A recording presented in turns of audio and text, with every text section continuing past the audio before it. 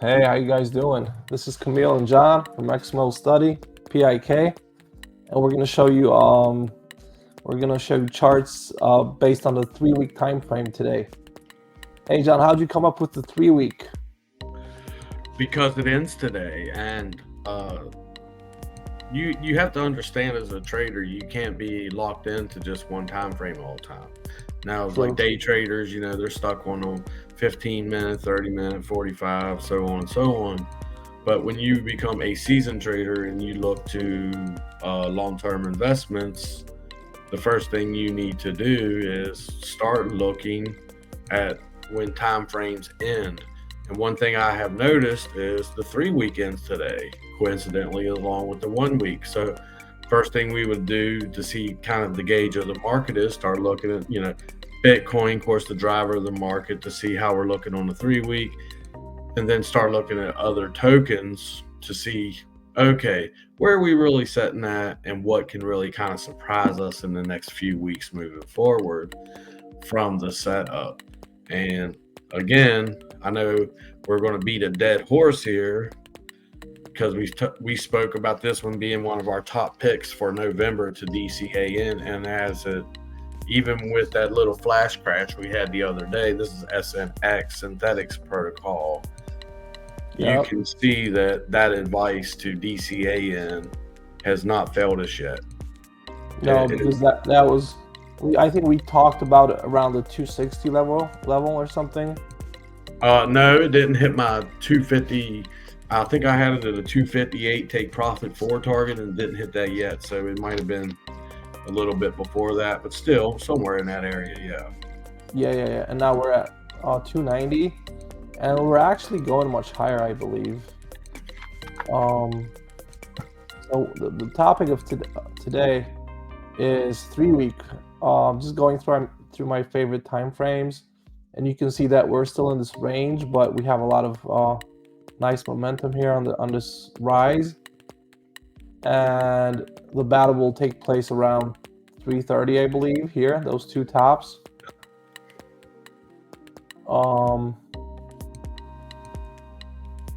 Over here, but if we get through that, then the next GAN, and that sits at 480. Yeah. 490, like $5 even if we get like a big spike. But I would say like 470, 480. Okay, what to take a look at the 3 week? What do you? I'll tell you what excites me, Camille. And here's the thing: is you have to learn to transition in the markets, and we're not correct. So there's times when you have to look at smaller time frames to look for reversals or structural changes. You hear us talk about structural changes, but then there's also times to look in the market saying, where can we really drop to now compared to where we can go? Okay. And this is why these 3 week closes are uber important, because if you look, which I'm sure you can see, but highlighted for the fam, look at all those green bars over there to the left, Camille, that you got, right? Over here? Yeah. So what are we doing? You know exactly what we're doing already. We're filling that area in to create support. Go back through the history of the token. You'll never see this many weeks of where we've stayed here. Never, not even close. Right. So this is truly, and I had Camille highlight that $1.47 area. Why, without me talking to you about something, why would you think I told you to highlight that $1.47 area, Camille? Well, these are the pivots, and it's also the previous high. Okay. Right here. Correct. So what's that represent moving forward? So this is like you could say the box theory in a sense, but I think it just creates a nice little support level horizontal, and the lowest we could go is retest this. Correct. What's your take on that? Okay, so here's my take on it. We've had all these weeks. Okay, so these are a 3-week chart. So Camille, if you would even go from, let's say, like you were saying, our first fight's gonna be what, 330, right? Yeah. Okay. So even take that range there and start counting the weeks that we were stuck in there. Of course, they're 3-week charts, or I guess you could even highlight it, but Okay, actually, we can go like that. Bars it is. And then I'll prove my point, and then we can get on to some other tokens that has really been piquing my interest. But 26 times 3. Times 3. That's 78. Times 7. 546. 546 days. What else is reminiscent of 546 days that just popped about? Link. You got me. See, I was about to say that before you. Yeah. The whole range here. Okay, but here's the beauty about this that a lot of people's not seeing. When we don't come below this level, $1.47, take the low that we had there, Camille, back at whatever, 1 cent, 2 cent, whatever it was, and tell me that percent from there all the way up to $1.47. Sure. If you know what I'm saying. Yeah. Roughly, that would be 4,390%. Okay. Have we not knocked all that out? So where would you apply that 4,389% at? You want to go back to the support here? Yep. Your pivot point. Whew. We're off the scale. Well, okay, let's say we're here. This is $62. Is it far-fetched for this thing to reach $62 when you know what it's about? No, and in the bull run, it can really rip. Another thing of note here, you can look at your correction phases all through it. Okay, so this is all a big wave 4 correction to me. Yeah, 1, 2, 3, 4, and then 5 takes us up to 5. Let's go like this.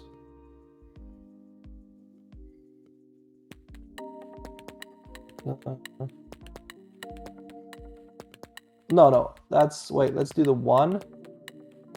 We gotta adjust a few settings here, okay? Reverse. Let's go to 1618 and that 1272. Okay, the 1272. That's $67. Kind of matches what we said before, right? Yeah. Now, are we saying this is law and it's definitely going to happen? Because yes, we can break below this level. But here we go. You're talking, you got to break through now 565 days of staying in this range. Mm-hmm. Now, it's not going to happen overnight, of course. But we can look forward to a move potentially such as that, because here's what you got in the charts. We have literally taken out that whole range, correct? Yep. So if we've taken out that whole range, technically speaking, we should make that range back up. You know what I mean? Yes. So we may bounce around in this area for another, depending on how the overall markets are. So look, main thing is holding $1.47,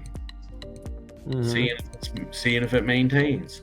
As long as it maintains, I would feel comfortable on a wave 1 getting a nice I'm saying $8 is my first target. All right. I'm going at $8, and you can tell me whatever percentage that is, and I can tell you how I came up with that percentage as well. On a small scale, but I see from here, like, just the horizontal level. We had two closes here. We had this wick here. mm-hmm. If you want to go by any other metric, please tell me how you got it. No, and that's close. I mean, I was given a baseline because, again, you know, you don't want to give precise numbers sometimes. So sometimes I say a roundabout number just so I know people wait. Oh, I'm going to wait till 822 exactly, et cetera, et cetera. And then, you know, it only comes up to 811 and people don't take it. And then it goes right back down to $1. Now, Yeah. do we run the risk of it creating like this, you know, lower high setup like you have at $8 there, right? Like where you said there's closes there. Do we run the risk of it coming up to do a lower high setup on a longer time frame because of micro conditions? Of course, that's a possibility, right? Yeah. But this one gets me excited, and we'll get off of this one. If you want to pull up just a few indicators, just to show why we're excited about why we said Okay. This was kind of our top pick to start looking at. For one, there you go. Look, guys, that is nice, and the parabolic rise, the arc that John drew here, also very convincing. That's RSI. I also like the stochastic here curling up again. It's probably wanting to tackle that descending trend line on it. But probably will close above that on today's close. Yeah, hopefully. Um, And look here, the two best ones. Fisher just did that little hook thing, and it's gonna cross 0, I believe. And from then it should kind of go for this level above 0. You know? Scholastic's kind of doing the same thing. You kind of got over a long term of bearish divergence. That's why I said at $8, you'd really kind of want to play it safe to see if we have a lower high structure on a longer time frame, which is still bearish long term, bullish short term. You get them, you know, with me? Yeah, because there is divergence here. Like, yeah, there is. And that's why I drew that line. It's not as precise. You could probably make it more precise if you made it bigger. But I was just I was showing you the idea that you see that over a long term, there's still, you know, bearish divergence built up here. Yeah, like right here. Yeah. And it just tells you, and I highlighted like that 92 range where it can come up on the Scholastic. So nice. $8 could be nice here, but that could be one move, guys. Like seriously, once we break out of that range that Camille was talking about, where we kind of got that triple top structure. And we already did on. I'm sorry. Go ahead. No, I'm sorry. We already did on the 2-week, like you know. RSI broke out on the 2-week. KDJ kind of broke out on the 2-week. You have that little, you know, that scoop, that arc. It's beautiful here. That proper curve, you know. And the one that really gets me excited, which we still have a few weeks to go, of course, but the monthly, and we'll have to see how that goes. But the 3-week closes tonight, and this is one of them that has just got me uber excited moving forward. And I have no problem spending $5 a day as long as we stay above $1.47 or $1.50, right? That's a 50% loss from here, but we're talking about what, a 3.6, so 140% gain to $8 potentially, $8.28 or whatever you got there. But so your risk to reward is super outweighed to reward. Yep. This is one of the top picks currently. Nice. And, you know, and again, that lines up on the Scholastic RSI. We're long term. We're still in a kind of a bearish trend. So again, you'd want to be safe once we break out of here and hit that $8 range. You still want to kind of play it safe, $8-9 range. But look at the curve. Look at the curve on your not here? there. RSI. KDJ's just, I never got the RSI should just be breaking across. That's what's the beautiful part, which gets me excited. Because guess what? It's never did it. The only time it's ever did it is right here, but then we're more like spikes, like FOMO spikes. Yeah. This is more of a profound methodical move. I like more methodical moves, guys, than I would rather see a token methodically move up instead of spiking 100, 200% in 3 or 4 days. Me personally, like TRX is a perfect example. We've watched it over and over. We knew 7 cents was where we wanted to be at. It's never had that. It still hasn't had that big spike. It's methodically moved up, correct? Yeah. And this is methodically moving up as well. And that's what I like. The big spike's going to come once we break that range Camille was talking about as resistance at what, 335? Yeah, 335 looks like top resistance for this range. And I'll be the first to tell you, and I'm sure Camille will be the first to tell you, you haven't missed the boat. No, you're still very early on this one. Just DCA, and a link situation might happen here. Yep. Okay, what's the next one? You know, I'm just kind of winging it, and some of the ones that's just really been catching my attention. Yeah, look at that. That's a perfect example. You can put them almost side by side. Look how many days. Is that the 3 week? How many days was it in that range, Camille? What, 500 some days again? This is the 3 week, yes. This is almost like a 511 days. So that's even less. So we've been in this range. So Link stayed in that range even less days than what we've had for SSV. SSV. Oh, no, not SSV, but with SNX. SSV. Oh, SNX. And so look at the surge it did. It went from, once it broke that 950 range, you have a 91%. And while you're there, Camille, if you want, while we're already here, you might as well just tell them for Chainlink. How can we come up with a precise target right now? You highlight. You can highlight the 91% range that it traded in for all them months. That 91, where was that? From the 470 bottom to the 950 top, that was a 91% range. Okay, 470 bottom. This chart is not really showing me. You mean like over here? Yep. Those ones? Yep. Okay. Let's go to a smaller frame. Go to a weekly. Take this off.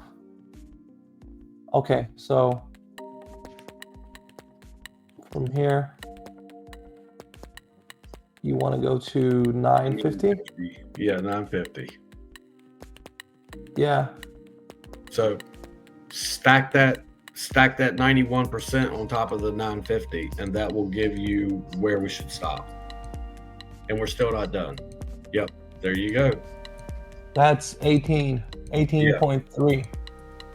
So there you go. This is how you can kind of come up with like a more profound target. Now again, will we hit that level? You can be greedy and wait, or you can probably do what a lot of people are doing that's been buying this for a long time. They're probably bouncing. They're probably starting to back out of it now, Yeah.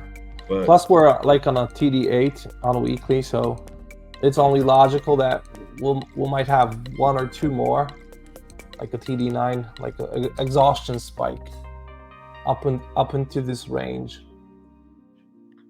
Well, and the beauty about this, Camille, is this is still just a wave one. Like, we truly don't hit any waves until we get past $18, because that's really kind of like our see there, that $18 range is going to be supreme resistance. And so you still have this whole range here that has to, and it has to be filled in. So you got green, you got reds all over. That's how fast you fill in reds. When we say it's time to fill in reds, Camille, if you would highlight that area over there with all those reds where we dropped after $18. Sure. And you will hear us make a comment, a lot of red needs filled in. Well, when you break a certain level, look how fast the red's filled in. Yep, it's like the opposite, the reverse of that move. It's here in green. It has a similar pattern, very similar. I'll even go like what's the midpoint between here and here? 75 bars. Okay, so let's go again. So let's do 30. See the midpoint? Yeah. It is in the middle. It's symmetrical. This move is symmetrical, you know? But this will just give you ideas on how things can run. And that's beautiful, actually. Yeah. Very, very pretty. It just gives you an idea on what SNX can do. So, like, if you would either split your screen or pull up SNX again, just to rehash what we mean by why we're so excited, because now we would look for red bars like that, right, Camille? True. Let's go to SNX. So if we would find this similar setup, we know once we break this level, we could get a target. So to actually see, and this is actually consolidated within this range longer than Link has. So that just tells you maybe, and this has a smaller market cap. So what happens with smaller market caps, Camille? They move faster and more rapid, with more velocity. Yeah. And you really only have truly one sell off there, you know, really starting around 750. That's a nice comparison. Really Look. $9, yeah, too. I'm sorry, go ahead. No, I'm saying it's a nice comparison. That looks very similar in a way. Yeah, because we got the $18 highlighted, and then over here we got the $9 area highlighted. Mm-hmm. So very, very, like you say, very, very comparable. I mean, actually super comparable, isn't it? Yeah. 730 also, that level here. And see? Oh, yep, I'm sorry. To me, like this line, this green line, that could be placed here somewhere. 730. I mean, I see the breakdown at $9 because we lost it on the time before, then we reclaimed it, and then it was all reds. Back in June on SNX. Oh, here? Yeah, see it how we came under it and then reclaimed it, but then once we lost that level, once again, look at how it lines up with Link over here. Same exact way. Once you tried to reclaim $18, it came below, we reclaimed it, but then $18 when it failed again, it crashed down. $9 is a very good representation of that, it seems like to me. And again, 750, either or. Still good upside any way you look at it. Very nice. So we looked at Synthetix, SSV, a little bit of a Link. I want to look at the coin. We haven't looked at SSV yet. XAVA. Haven't we? No, we looked at SNX. Okay. We were talking about SSV before. Are you going to make us a nice little banner underneath of there again? Look, yeah, sure. I drew it up. Or you did, actually. But okay. Make us a nice little banner under there so it's running real nice and pretty for us. And I can see the screen perfectly. I don't know what you did on the layout, but I can see the screen perfectly. Just put our faces here, not on the side, but on the bottom. So I guess so much better, man. So much better. So that's like the big one. Again, guys, buy SNX. SNX. Like, we can't overstate the importance of $1.47 to $1.50 holding. And yes, that's up 100% from that range, but we're talking about this thing going up, you know, to the $7 to $9 range. And when you're only at less than $3, you're looking at a 1x all the way around, you know? Yep. It is oversold, smaller time frames, everything is. So expect a pullback, but as long as we don't lose $1.50, keep on your way. That would be my advice. My advice to the people, Camille, would be it's charts like this that let you sleep easy at night. Right? Let me put that in. Charts like this let you sleep easy at night. Cool. Yeah. What about the other one we did? We did Link. SNX. Link. Uh-huh. I figure they're probably starting to offload anywhere between this $15 to $20 range. My guess is whales are probably offloading. $20 is psychological. To overcome that hurdle is going to be very hard. So ideally, you would come back to test the 1050 through 1350 range. Don't know for sure unless we really break it down, but I would like to think we would come back to retest that area before we continue up to that $32 range. Okay. Which we never mapped it out, but I mean, that's just, off my dome. We got it. So did we talk about anything else? No, we just talked about SNX, and it was comparable. Both of them charts are comparable. And the beauty about SNX compared to even Link, it's consolidated even longer. So this chart, I'll let you take it off, Camille. We've already talked about it a little bit, but this is a chart that's got me excited too. Yeah, let's go to the 3-week right away. So on the 3-week, you can see a TD9 printing, which is a very nice signal. And if we go to Hyken's, we're getting this 9 right now, and a change of color with like a doji. So this is change of trend. A similar situation occurred here, I believe, and then look what happened. Plus, if you take the tops from 31 and what is that, 50, you create a channel, connecting the channel with the bottom, and we're currently breaking the midline of this channel. That's a very strong signal. Plus, it's a bullish engulfing candle here. Stochastic RSI curling up very nicely. RSI returning above 50. Fish are getting that break, that hook, and KDJ looking beautiful with the scoop. So it's looking really good here. I applied a fib extension from candle closes. I don't remember which time frame. Perhaps it was a 2-week. Yes. Well, we could go like that. Potential target of even 39 here, and the one I had before. Let's try that again.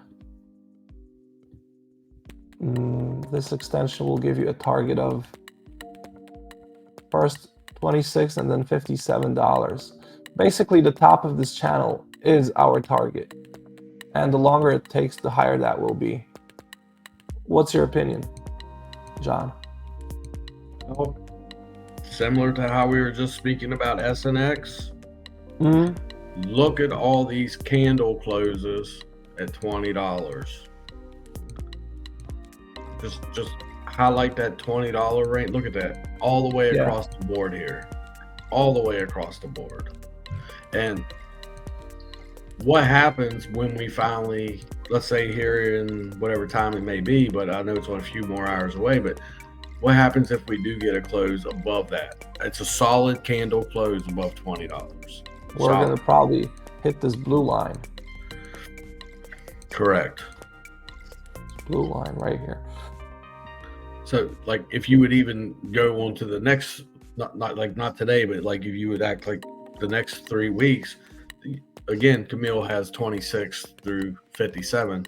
I don't believe we hit there yet. I believe we may hit up in that $30 range. But what's of importance is, in the same vein that we were talking about how you knock out that whole area of trading of $20 holds, Camille, you're knocking out all those blocks, right? So from $20 all the way down to $3, what percentage is that? Like, that can get, like, it sounds crazy, but it's not crazy, because we have literally knocked out that whole big W over here, like all those closes, and this is a solid candle close, you know? This is a 500, 450, 500%. Exactly. Up to $20, right? Yeah, up to, I'd put it up to 22, but let's put it up to $20 is 462%. So you would apply that from $20. Yes, sir. And again, we're not going overnight here, but it's not going to happen overnight. But this gives you the idea and the importance of $20, and it just 117. Yeah. Which I made a comment to you. Long term, I could see this thing going to 105 to 125. You know. Another TRB in the works? I don't think it's going to run as quick as TRB. I'm not sure if there's enough crowd participation behind it to make it move. We're just trying to give you what we see technically. Well, technically, I see 32. Yeah. 35. Yes, and projected move would be to come up to that, like you say, that $32 to $37 range, and then we would come back to retest this breakout of $20 before we would ultimately take off to probably double top. You know. Yep. That's projected. That's not in stone. It's just projected moves. You know, up to 32 to 37, and then come back down to retest this neckline. You know, this $20 neckline, and then finally we pop off to double top, then retest again that $37 range before we ultimately run up to, you know, $100. So there you go. Projected. Here's the little projected roadmap. I think I'm going to take a screenshot. And then, like, if you would pull up the monthly indicators, this is what gets you excited, because very few times you see where tokens will finally make their transition across the RSI lines on longer time frames, and it's ones like this where you'll start to see the transition starting to happen. Nice. It defended to 50. Well, it's fighting because of that other way still. So that's why we'll still have this little fight here currently. Yeah. Anything you would like to look? Here's the thing. If you could, Camille, highlight around that 1175 range. Okay. Let me go to a lower frame. 1175. Yeah, somewhere around that 1175 range is what I would like to see highlight.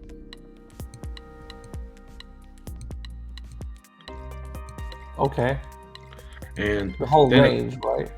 And then apply your parallel channel, because my belief here is if we lose this 1175 range, we'll probably come back to around $8, $7 to $8. Okay. And that's strictly on that parallel channel you had, because we could have a situation here with micro factors and economics where we still create a lower high, and $30 could be it, you know. So you have to always keep all these scenarios in the back of your mind, and this is why you don't get greedy, and while you're in profit, take it. You know what I'm saying? Is this kind of like the channel you meant? Yeah, basically. I mean, it's and the midline just goes here very nicely in our target zone. But then, and it may be a little. I had $7 or $8. I don't know how we came. Was it the 3-week chart when we came up with that parallel channel, and it had $7 or $8 there? Because the lowest I'm seeing on that channel was only like $14. But anyways, was there? Did I miss out on it somewhere or another? No, I don't remember. Like you wanna. Well, $7 or $8 is this whole range here. Yeah. Yeah, that range here. So where we could potentially come back. But I mean, once you applied the parallel channel, I had it, I guess, a different way, but I could see it potentially coming back to this area to really kind of nestle in there and create support if we lose this 1175 range or so, I mean, we can go like this as well. Look,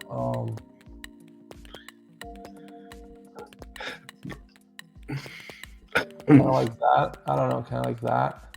Yeah, that works. Okay. That works as well. And then here is support from that trend. So I don't know if there's anything you would like to add to what I said, but I like what it looks like. This oh man, nice. Yeah. Nice. So here, had like a little breakout, right? Yeah. Beautiful. Okay. No, I mean SSV. You like SSV, it? I like what it is. You told me it's like a shared computer network for let's see here, SSV. Shaping the future of distributed Ethereum staking. All right. Staking ETH. That will be big. You can read on it. The DVT network. Solid project. And the thing is like Yeah. you can compare it to market caps of like DYDX, and you can compare it to market caps of like Rocket Pool and some competition, but protocols like this kind of move as ETH moves. And DY, and that's another one to be looking out for. You know, I'm projecting DYDX to pop up to about $7 or $8 actually as well. Oh, it's really popped. See, I knew it needed to get past 297, and it looks like it took off once it did. Yup. Rocket Pool. These are all bigger. Yeah, you're right. Didn't we want to say short Rocket Pool or something? Yeah, I think we have a nice short setup on Rocket Pool. Believe it or not, because you see a spinning top. I forget what time frame it is. Maybe 1 day, possibly. Was it daily? I think. Yeah. Daily. There it is, Spinneroonie. Spinneroonie with a 9. Yeah. Followed. Yeah. I had take profits down here at like 22 to 26. So it's a pretty nice short, to be honest with you. And I wanted to actually tell you to place that in our trading view. Okay, so here we are. Maybe we can do that. Why is it not connecting? Well, do you want to explain to them why we're seeing a short here? For people that may run past our video of why we see the short? Yeah. Because you had these 3 peaks on the run-up. 1, 2, 3.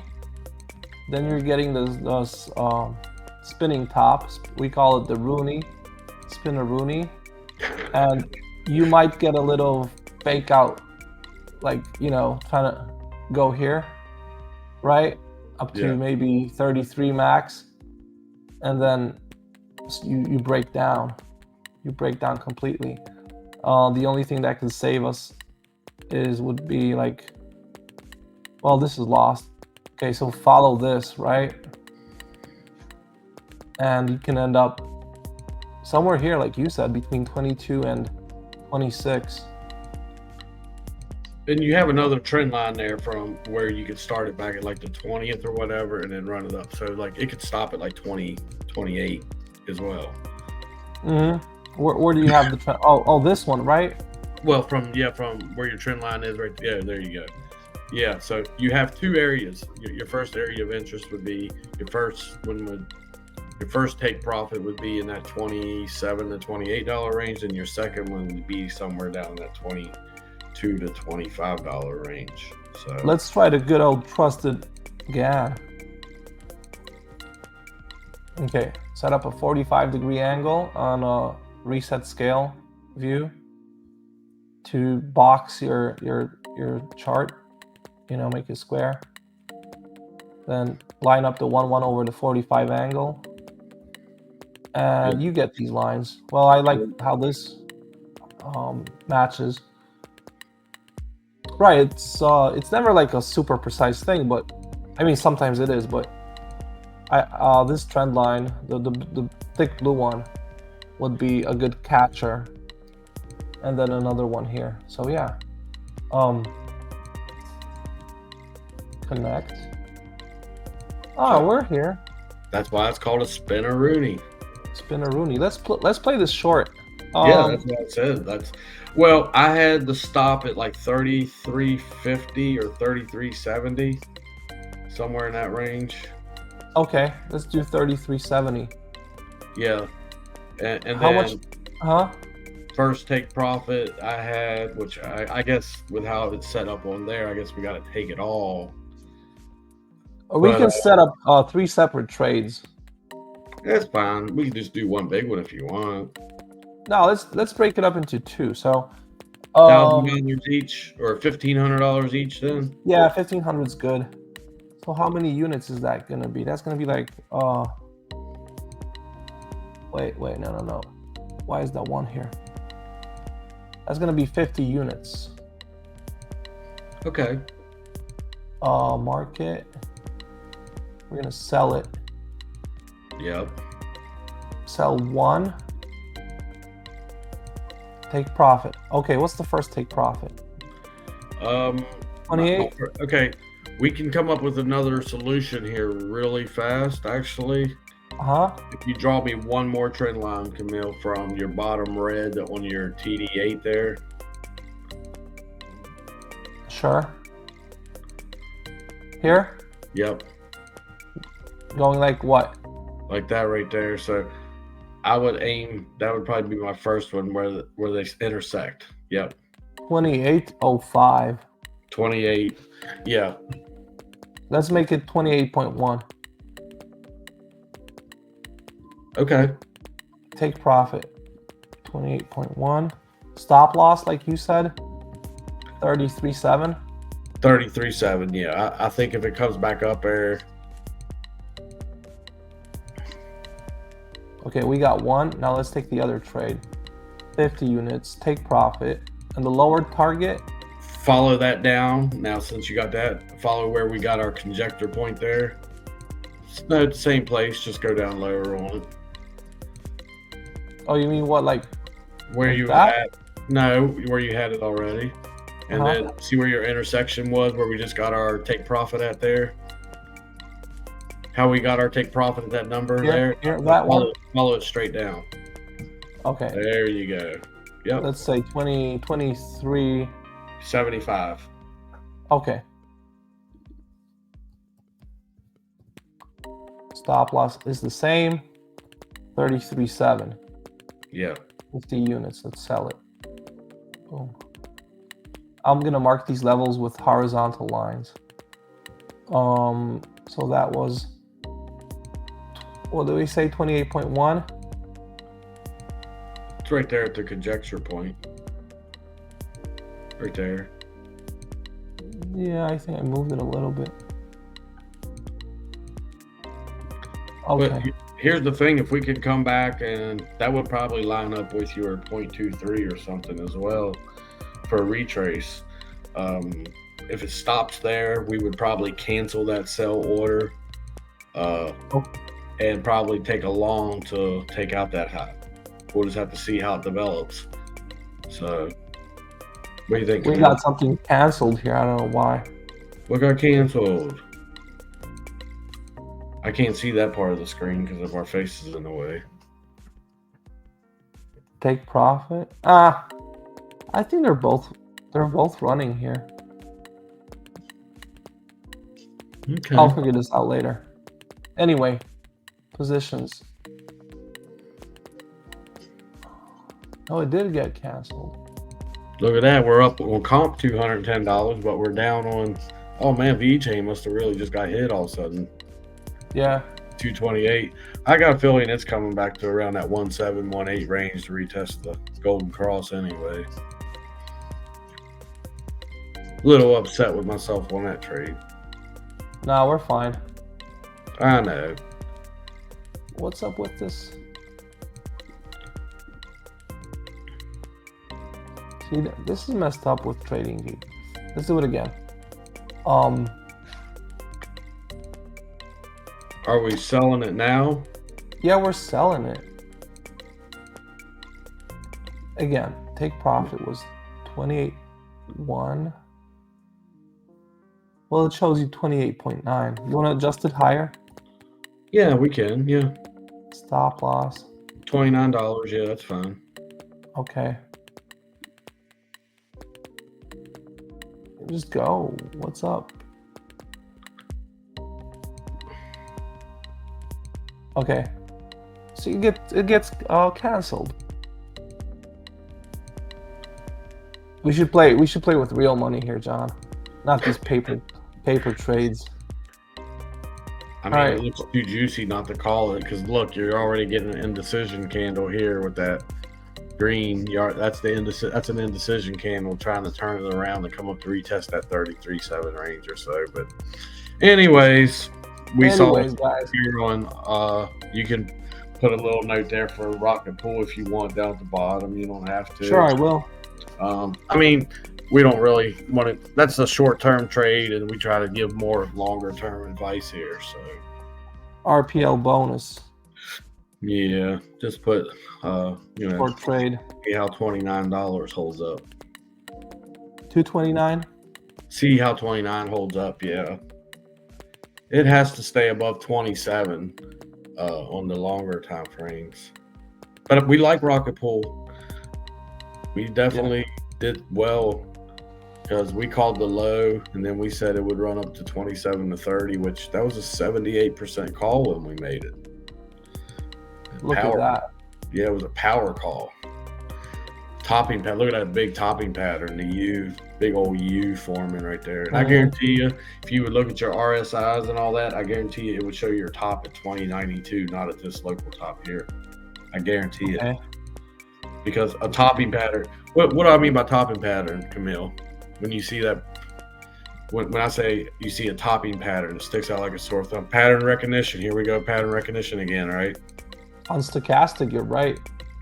Yep. See, you hit your peak at $20. That's your true high. Everything else is noise. So if that's your true high, what do you have to do to solidify that's your high? Retest. Right. So that's why we short it there. Yep. Okay. Hey, so we did SNX, SSV, a little bit of Link, a little bit of Rocket Pool, and just overall talk on the markets. 2 last weeks of love, or is it only 1 week now? Well, let's give them what they want, Camille. Go to Bitcoin. Give them what they want and pull up a 3-week chart.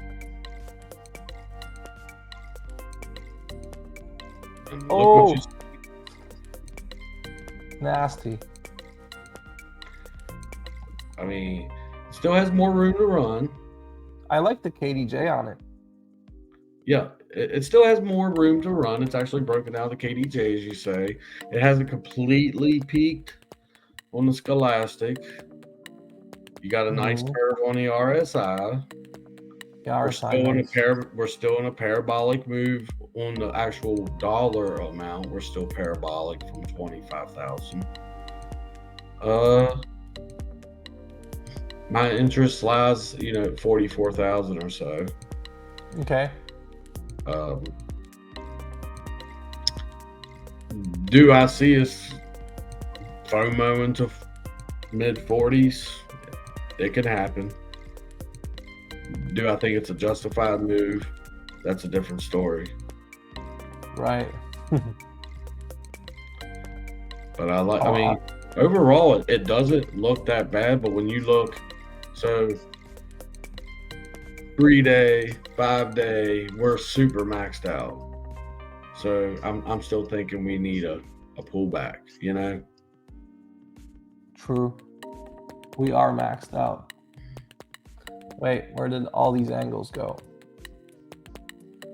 Pull them up. Okay, I wanted to see that 8/1. That takes you to 44, as you say. Well, it's going to close, so you'd want to go the next 3 weeks, because we're not going to hit there today.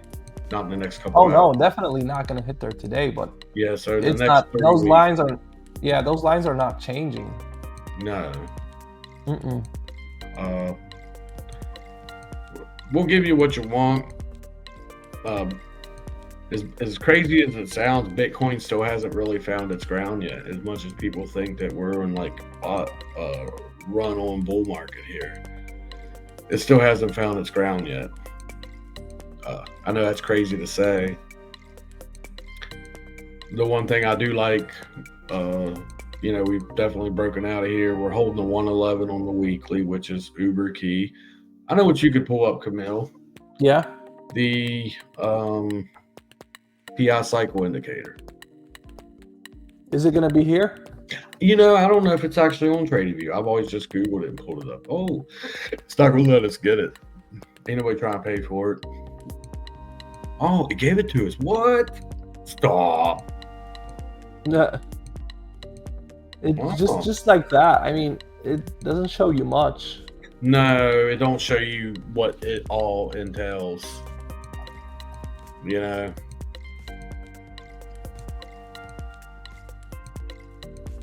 Nah. You would have to actually pull it up on. Oh no, right there it shows it. Look, it shows it as a like a Bollinger. Look at it. Yeah. And what's that number showing now? 51.5. Let me unwrap this.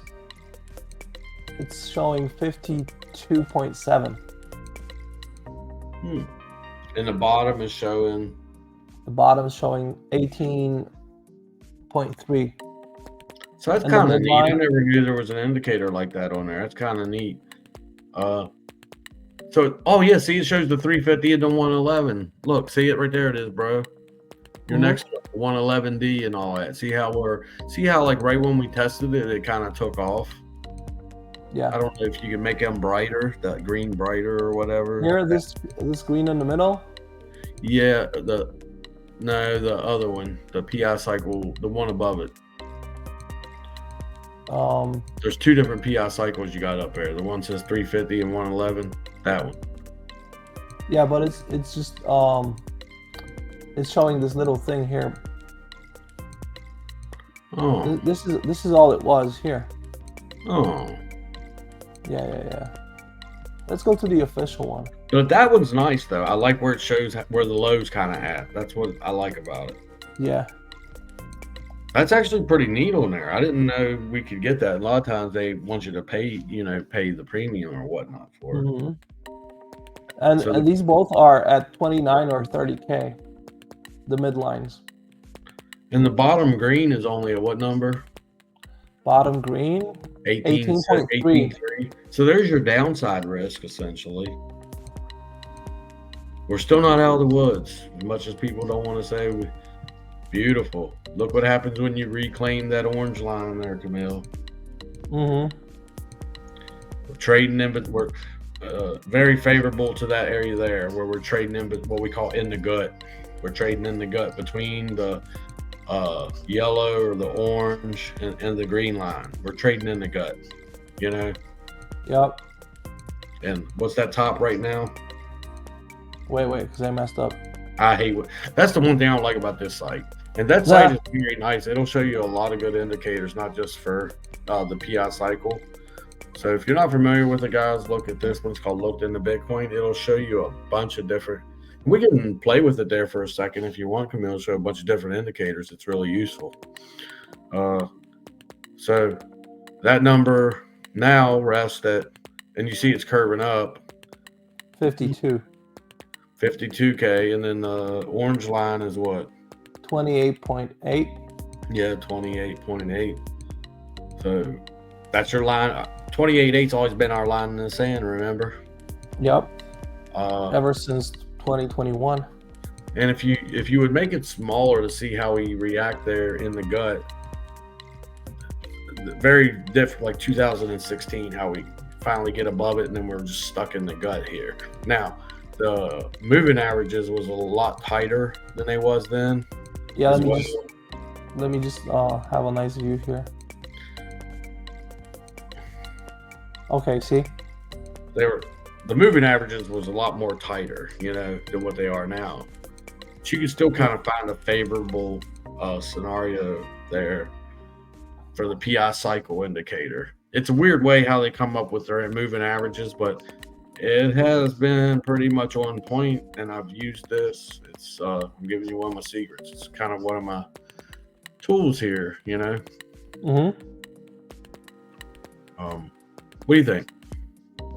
Well, going off history, this channel is favorable. Yeah. It takes you between the bounds, but kind of like upwards. So, I mean, apart from here, where we got up above it and then had to dip below. So when you look at it on the longer time frame, that's showing number 28.8. So there you go. There's your number, right? There would be your number. And you'll see, like, when we're farther away from it, like, so it'd be 2014 when we're the farthest point away from it. And I'll tell you another thing that's really different compared to here is the slant of the green compared to how it's slanting now, you know? Mm-hmm. There's some variations in that sense as well. You can kind of see it leveling off, you know what I mean? Like the hill's not as steep, you know what I'm saying? Yeah, the law of diminishing returns. Yep, there you go. It tells you how it calculates that. But we just wanted to show that to you guys. This is something we use. And like I said, on here, Camille, they show a bunch of different charts of things, man. Like, it's a really cool site. Yeah, let's save it for the next time. So there you go. If you want to go back to the charts, keep an eye on this chart because it's showing 28.8 right now. We hold above 28.8. We could be looking at the top of that channel. You said it, what, 52? Yep, 52 even. 42 is the inverse head and shoulders, which we've talked about forever, which was the target. Mm-hmm. I've also seen the argument where it could be a big ABC correction.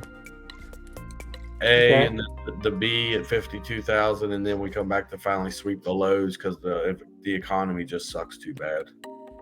Let's see where would that end up. Right around 12,000. Oh, see, 13. Yep. Yeah, but if I put it up, it's gonna be 13, 12. Yeah. And what's your 161? Because I mean that wouldn't be out of the question either. Okay. And the only reason I say it is because what if we don't get the ETA approval? What if we don't get the ETF approval? You know what I'm saying? Mm-hmm. Without ETF approval. Some cool things I did see today, though, Camille, when I was looking through the analytics. The open interest for the futures traded market compared to the futures that's traded on our stock exchange here in America is actually getting ready to cross the open interest futures on Binance, which has never happened in its history, which tells you institutions are getting interested once again in preparation. Now, again, when I see that, that's telling me they know something we don't. Okay. And do I think the ETF is... Personally, I don't think the ETF is going to get approved. What do you think, Camille? We should see. I mean, it usually takes a bit longer than people expect it to. So I'm on your side with this one. It might be like a little tug of war here with this whole thing. I mean, all the talk, you could talk all day long, okay? And the basis of our whole conversation is what do we kind of think for overall market sentiment? And we can talk all day long on this stuff, Camille. And the thing about it is, we've seen it technically for years, whether or not it's been ETF approvals, whether it's been Coinbase been listed, stock market futures for the Chicago Mercantile Exchange. We've seen it forever and ever. The charts will always dictate the pump in advance, buying the rumors. And that's all I still anticipate this is. That's just me. Nothing is telling me otherwise that we shouldn't be trading down here in this $13,000. We should already be there. Like, this is the YOLO. Like, you only live once, throw your money in there and let it ride, to me. And I guess maybe it's just because I'm not maybe such a big believer in Bitcoin is maybe why I'm so... I'm not trying to be uber... Look, I'm going to make some money off of it, bro, regardless. You know? Yeah. Right? I mean, I'm going to make money off of it regardless. But it's hard for me to see... And that's the same line I drew, actually, too, there. So good job. It's just hard for me to see why we're trading this high, other than buying the rumor, you know? Buy the rumor, sell the news. Yeah. All And right. follow that out of where we could potentially hit that number. And hey, if we find a way to settle back at $28,000 and that's going to be our low, I'm happy. I'm completely happy buying in again there. I don't care, you know? Mm-hmm. We don't care where we eventually buy in at. We just want to feel comfortable in our buys. Like right now, the upside to the downside to me, it's not showing me enough just yet, you know? What about you? Currently, I think we're extended, as you've said, on the 3-day, 1-day, and so on.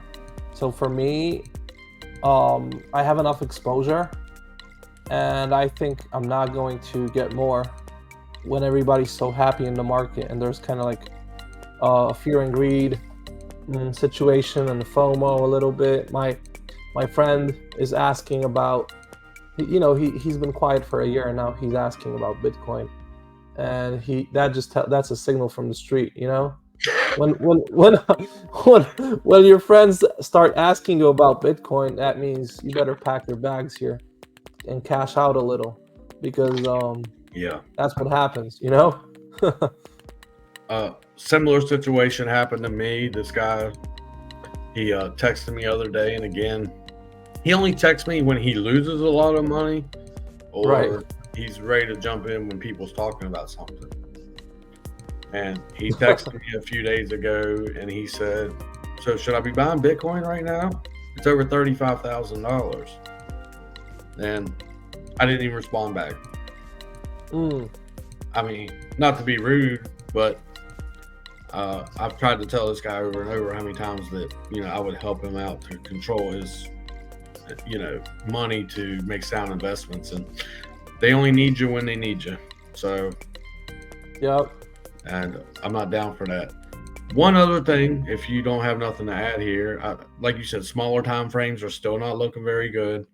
We're printing TD9s, TD13s on the 3-week chart that's getting ready to close. Now, the difference, Camille, I wanted to ask you was that A13. What's different from the A13 to a regular 13? A13 is an aggressive 13. That means it counts it faster. And sometimes you gotta wait longer for a proper 13. An aggressive 13 is just like, it's just a different method of counting. But they're both really like strong signals, you know, either way. If it's an A13 or a regular 13, it's going to be a strong signal to change direction. Like, look here, see?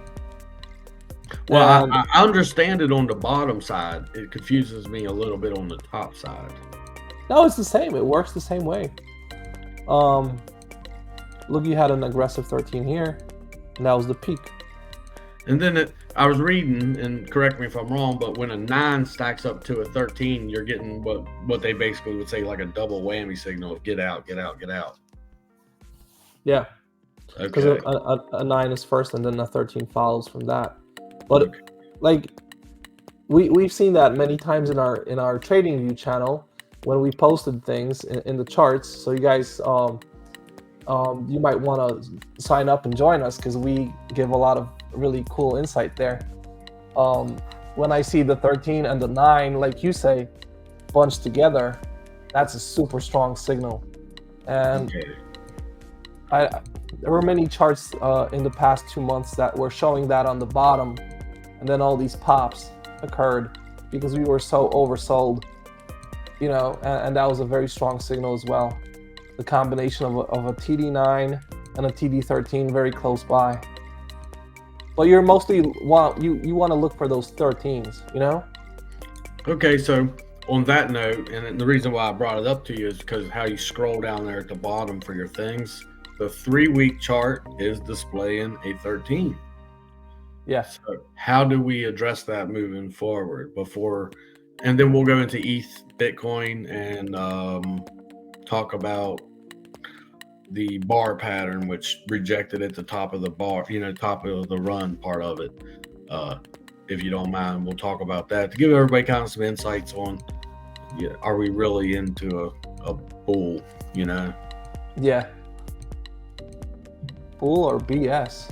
Okay, so we have that 13 just to recap. And Look, you never run with the bull. You do what, Camille? you sleep with the bear. And then you have cuddly kids. Yeah, look. You always sleep with the bear. It's winter time too. We need to stay warm. That heat expensive. Yeah. True. So you did see the 13 though. That's the one thing I'd want to highlight. If you would like to highlight across your banner, scrolling there. Oh yeah. For the Bitcoin is, I guess it'd be caution because it's the 3-week close is in what time is it now? So you're talking the 3-week close is in an hour and 45 minutes, and we're getting ready to close on a 13. So what would we look for next, Camille? Like if you see a 13, but in your experience, when you see a 13 in a FOMO, it keeps on going up, right? Because this is when people kind of peaked out. Does this when FOMO kind of kicks in though? You can go beyond these, and you can even start a new cycle and you count, but usually you have at least a correction. You know what I mean? Yeah. Like at least a little correction from that, and if not the next candle, then 2 candles after. So if we got this 3-week window now, that will be the next candle. And I think December, like you say, not to offend anybody, but December for dummies. This is where things happen. It's the December drawdown, Camille. I'm sorry, I'm just not politically correct enough. Now, I'm not at all, but... Right. So December drawdown, and we have to normalize the prices. And here's the thing. A proper note would be pay attention, like we were talking at the beginning of the video about paying attention to your close dates. Well, there's a very important date coming up here at the end of the month, the last Sunday of the month. That'll be the 3-day and the 1-week close. In our experience, we found that most of the times you either get your corrections to the upside or to the downside on the 3-day and the 1-week closes. Correct, Camille? We've almost predated them. Like we would hear what we do and come visit us at expostudy.com and also on our personal Telegram channel, and check us out on TradingView as well. But we identify these time periods of significance, of importance, and say, from our experience, we've seen the corrections or the runs happen before these dates. And at the end of the month, which is the 28th, I believe it's like the 28th, whatever the last Sunday of the month is, the 3-day and the 1-week closes. And we believe that will be the start of the December drawdown. The actual, and this is why we keep making the comment, we're in the last few weeks of love. So we are. Look what's happening. So how many? 8 days to take you up to here. 2 bars, 16 days. Yeah. And then what? It's time for the truth. The truth. It's make or break. Like we talked about it on our last video. It's truly make or break. And if you would break this down to even a smaller time frame, Camille, and how we rejected on the 1 day at the run pattern when we do the bar, and we talk about the bar being a bump and run reversal pattern, and we say that, look, already printed, look, already started printing reds, yeah. Until we truly not only break above that big bar range of 6.4, but we got to break above this run area here. See, guys? And we never even came to the top of it yet. So could come up to test it one more time, like you say, but then either 06. Decision time. And then it's decision time, right, Camille? True, because something has to go one direction or the other. And when we're looking at the alts on shorter time frames, a lot of them are maxed out. Longer time frames, they look good, like 3 week, a month, they look really good. But when you're looking at alts, even the ones we like, the ones we're really big on right now, SNX and SSV, they're 3-5 days, they're all maxed out, Like they don't have much more room to go. You know what I'm saying? not in the True. shorter time frame. So ETH either has to take up some ground here and let the alts lose a little bit, or ETH just comes up to this line and then eventually just retest the bump line that Camille has there, or we break out of it. See, there you go. And we're not out of the woods yet. Nowhere near it, right? Nowhere near. Nowhere near it. Oh, this is messed up. We're not in alt season, no matter, contrary to a few 100% pops here and there. We're not in alt season. No way. The only way we'll be in alt season, Camille, is if we get past that 064 up there, you know? True. Right here. You agree? I agree completely. And one more thing I'd like to check. Sure. Alt season Altcoins. index. Yes, sir. Altcoin season. Where are we in relation to Bitcoin for the alts? 37. It's not altcoin season. They tell you right away. I mean, it's not looking so bad, but it's not looking great either. It says it is not altcoin season, though. It tells you it's not. Yeah, altcoin season is above 75, and we're only at 37. So imagine, you know. And we should have been here already. I said it many times. Look, this was pretty spot on. This was January, this was August, every half a year we had it. But not now. We've gone since September 22, so that's over a year, without a proper alt season. Well, you know, alts popped with Bitcoin early year, at the start of the year, but Bitcoin was dominating. So we'll still have to see when this altcoin season starts.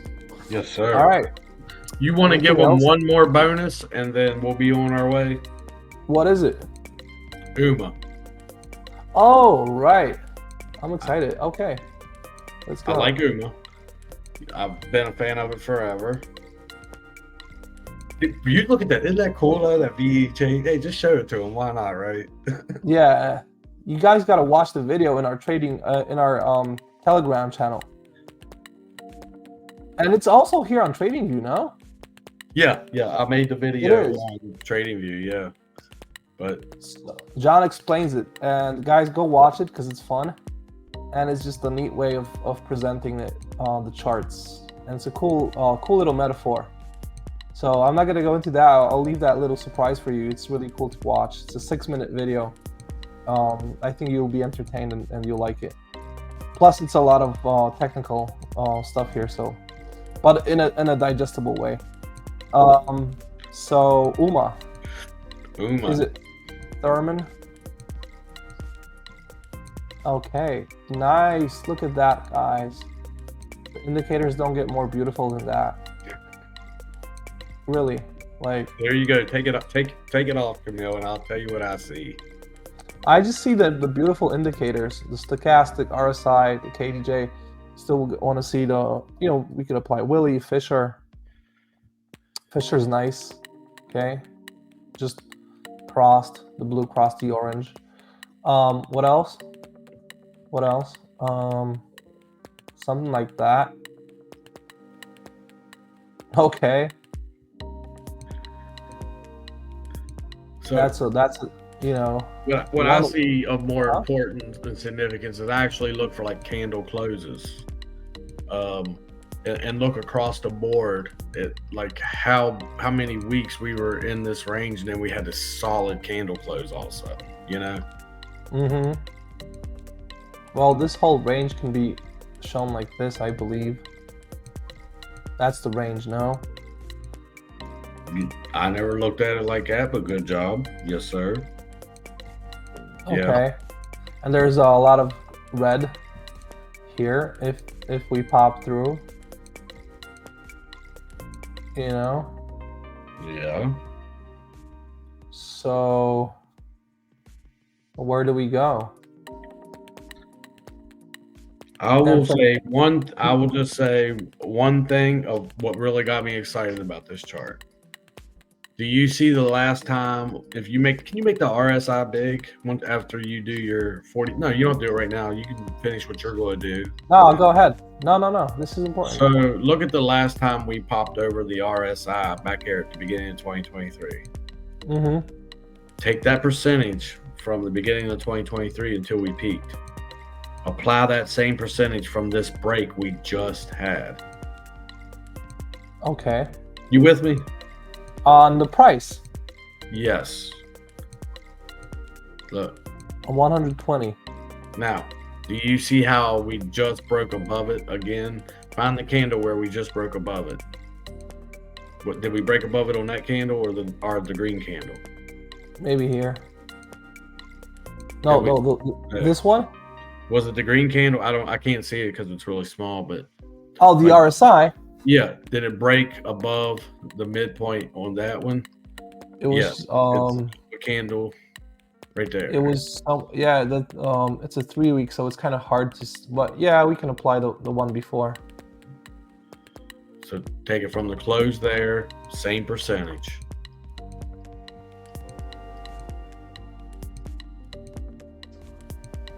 There you go, your triple top or whatever. Okay, $3. Very juicy still. That's 50% from where we're at. Yeah, definitely. And it looks primed. But I believe it has more potential than that because for one, we're starting lower on the KDJ. So when you say how juicy the indicators look, one thing that really gets me is when we broke through before, the indicators wasn't bottoming out. Like the RSI didn't bottom out, the KDJ didn't bottom out, Scholastic didn't bottom out, and we made this curve again here on the Fisher. That tells me there's going to be a bigger impulse.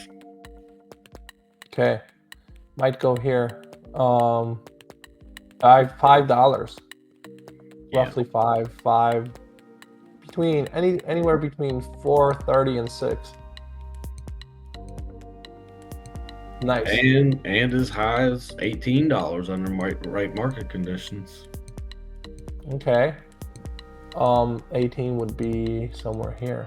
Oh, I'm sorry. 12. I apologize. No, that's all right. I mean, somewhere in there, 10 or 12 under the right market conditions, which if you would apply the fib extension and the 361 Camille, sometimes I've noticed that when these things pop, I've just noticed it recently. Like I'm falling in love with it because I've noticed that a lot of them are popping at like 361. They'll stop there, you know. So how do you want to apply it? From where? To find it, wouldn't you take it from that 2023 low and then to the 350 top and then back to this bar close? Okay. Am I right assuming that? Right, yeah, that close to that close and then that close. And let's go. That's still beautiful. There you go. Yeah, 15 and a half. Does that sound viable? Did I tell you the right way? Because you're better with that fib extension, but does that seem viable? Yes. Oh, look, it lines up perfectly with the 702.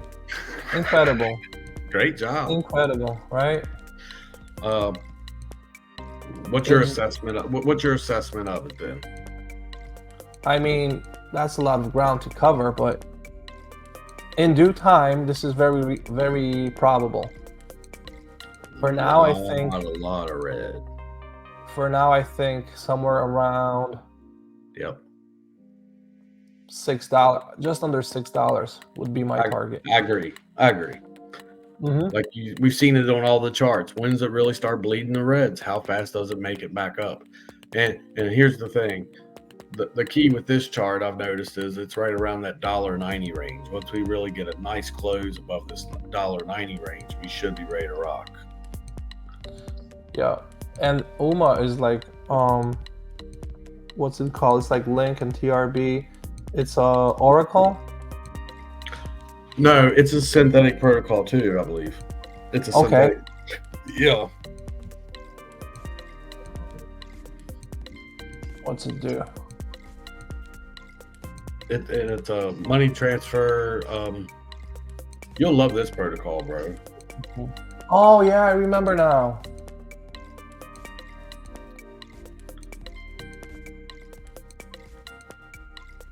It's kind of like an oracle. It verifies data. A natural language statement is submitted along with the bond. The bond acts as a bounty for anyone to dispute it if they have evidence to the contrary. Yeah, this one's cool. It's different, you know? I like it. I like the idea behind it. It's based on voting, and then you get prizes for it. Yeah. So we can give them that one as an extra one that we really like, and I know AVAX and XAVA run together, just like CRV and CVX run together, and XAVA's really crushed because AVAX has been crushing. Ha! See, yeah. Hate that I can't buy this nowhere, man. I said in the Telegram when it was 17. When it was 17, I said at least 27, and now it went to 44. Look, I charted this thing for so long, and I knew the importance of 21 cents. I knew once it got over 21 cents, this thing was ready to rock. I mean, it was already showing, you know, what it's going to do here. Tiny breakout, retest, and then strength. But it was all dependent on AVAX. And it's above 50 on the RSI now. So it's not done. It's not done. No, I would say this is catch it on the dip, you know?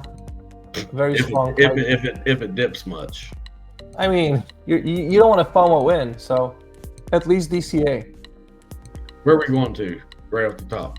60, the double top there, but once we break that range, Camille, it is game on to $2 or $3, man. Yeah, I'm saying 3.5. Wow. Mm-hmm. What exchanges is that on, man? I really got to get in on this because, you know, from our personal Telegram before we ever came with Exmo Study, how we had this thing mapped out for a long time, you know. And you can get it on KuCoin, Gate, MEXC. Nope, I can't. Not me. Trader Joe. I All can't right. get it nowhere. We gotta talk behind the scene. You gotta come live in Poland. Send Poland to me. All right. I'm gonna send you some ADA. Polish ADA. So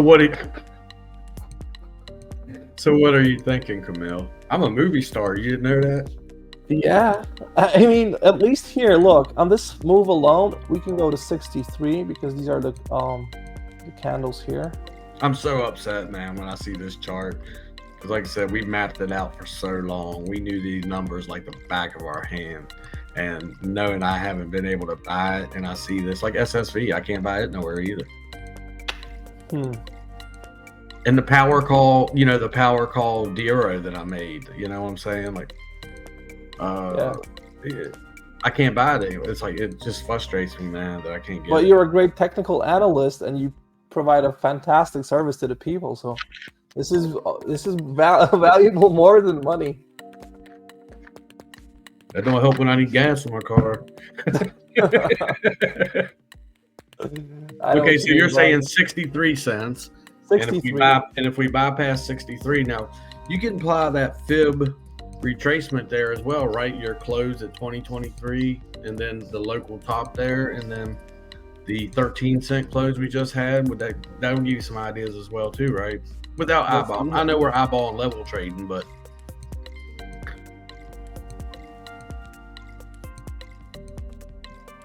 it gives you the levels. It gives you 54, 115, and it gives you $4.13.5. Beautiful.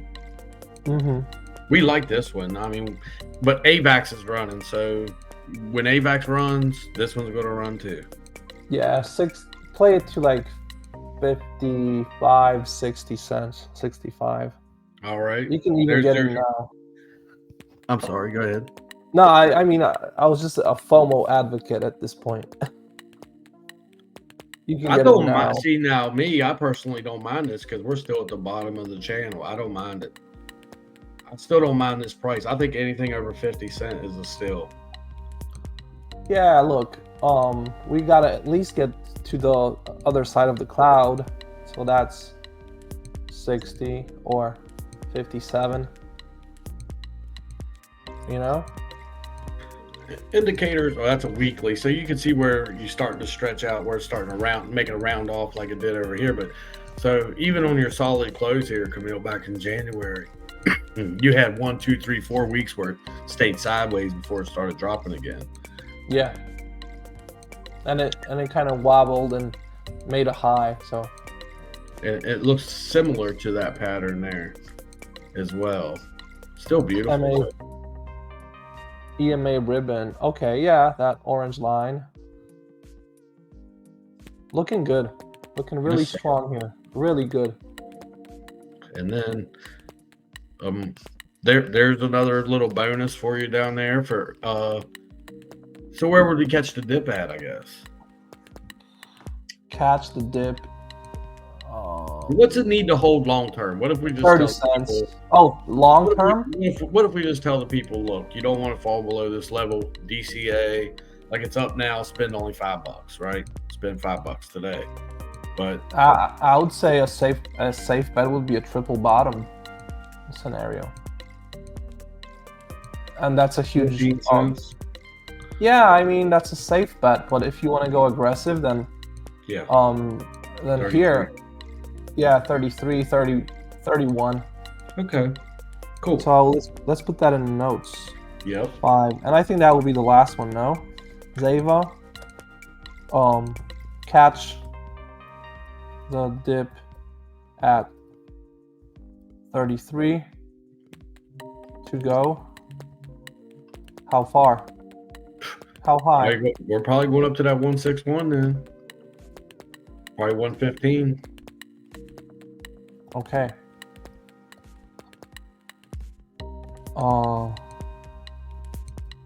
I'd say somewhere between 26 to 35 catch the dips if it even drops to 26. Yeah. Between 35 to 26. Yeah, somewhere in there, and then catch it, and then that should definitely give us the fuel to run it up to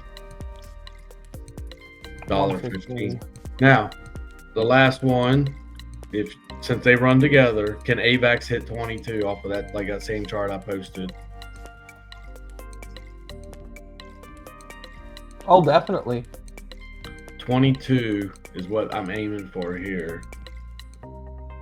I'm so mad I closed my AVAX trade. I did got too. In at 1650. Oh, it was like an excessive leverage trade, you know, but it was like 1650 to 18, and I chickened out. I just closed it, you know, on tiny profit. I could have let it run. Anyway, always trust John when he tells you stuff. No.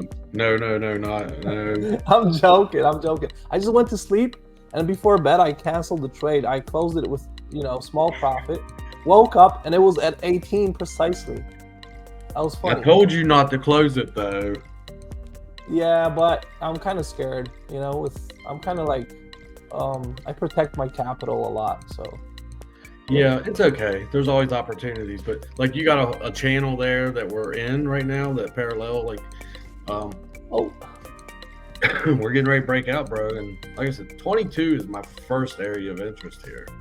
Mm-hmm.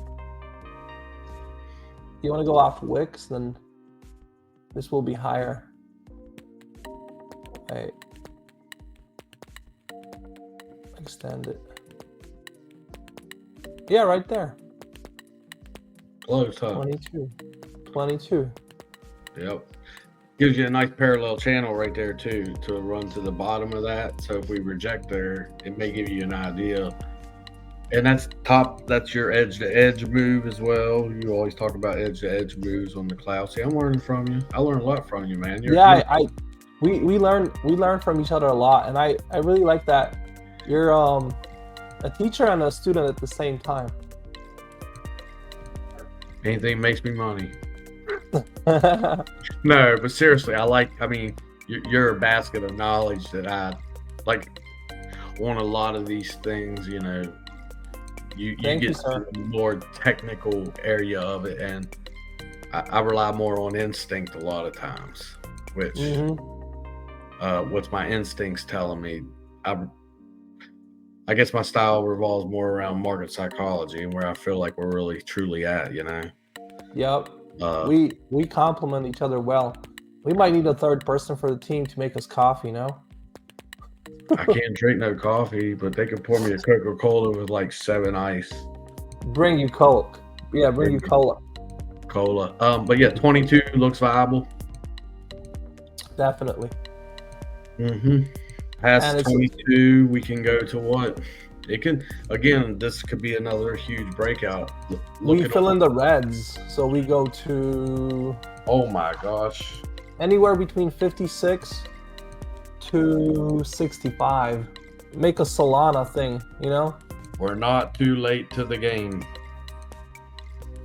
We were talking about buying this and actually buying it at $9 here. Remember? We did that. We did, yeah. Like, when is it going to 10? That was a little spike here. And then it came down and it ripped. Remember that, exactly. Yeah. Well, they had that breach. They were bringing out that new social network. And see, this is why this thing's bullish right now, because they were bringing out that new social network. Yep. And it actually got, the launch of it got hacked. So then that brought the price down, but then they fixed that. I can't remember the exact name of the service. I keep forgetting it. It's really weird, the name of it. But anyways, something with stars. Something with stars. Yes, Star Tech or something like that. But anyways, as soon as they fixed it, boom, price skyrocketed. Not Friend Tech? Friend Tech, yeah, there you go. Yeah, okay. Friend.tech or something like that, yeah. But anyways, as soon as they fixed it, you know, off to the races they went, and here we are trying to go after $22 now after that $9 low. So very favorable trade when we told. See, I posted it to the chat when it was at 12.50, I believe, Camille. I said going to, no, it wasn't even 12.50. I think it was whenever it broke my midline that I had drew there. I said it's going to 22. Hey, John, my battery's gonna die. So, all right. Guys, thank you so much for that. If you want to see exactly what John posted in the Telegram channel and that number, you have to subscribe and you have to join us, because we give you a lot of fantastic information, education, and entertainment at the same time. Thank you so much for today. I think we'll be making one quite shortly now. There's a live stream coming up on Wednesday, so make sure to check that out. That will be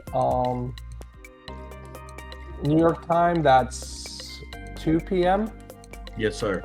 Wednesday on November 15th. Yeah, and like, comment, subscribe, give us some ideas on maybe something in general you may want us to talk about. But right now, we're just going to talk what we feel like is where we feel everything is standing. And Camille, I appreciate you, and I appreciate your time, and get you some rest.